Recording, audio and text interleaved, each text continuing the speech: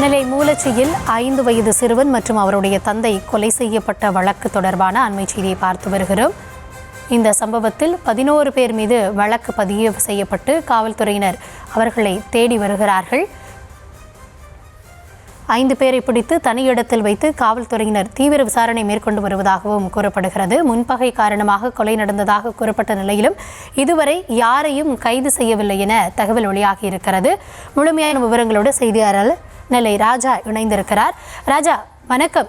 நம்ம தொடர்ந்து பார்த்துட்டு இருக்க முதல்ல 6 தனிப்படை அமைச்சாங்க, பிறகு 9 தனிப்படை அமைச்சாங்க. இருந்தாலும் இன்னும் தேடிக்கொண்டே வருவதாக கூறப்படுகிறது. இதுவரைக்கும் இதுல ஏற்பட்ட முன்னேற்றம் என்ன இந்த வழக்குல?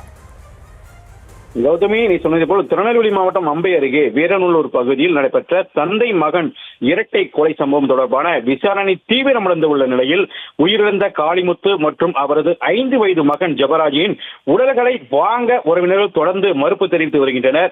இதற்கிடையே இந்த வழக்கில் தொடர்புடையவர்கள் என்ற சந்தேகத்தின் பேரில் 5 பேரை தனிப்படை போலீசார் பிடித்து ரகசிய இடங்களில் வைத்து பல்வேறு கோணங்களில் தீவிர விசாரணை மேற்கொண்டு வருகின்றனர். இந்த வழக்கு தொடர்பாக நெல்லை சரக டிஐஜி திருநாவுக்கரசு கூறும்போது, சந்தேகத்தின் அடிப்படையில் 5 பேரை பிடித்து விசாரணை நடத்தி வருகிறோம்.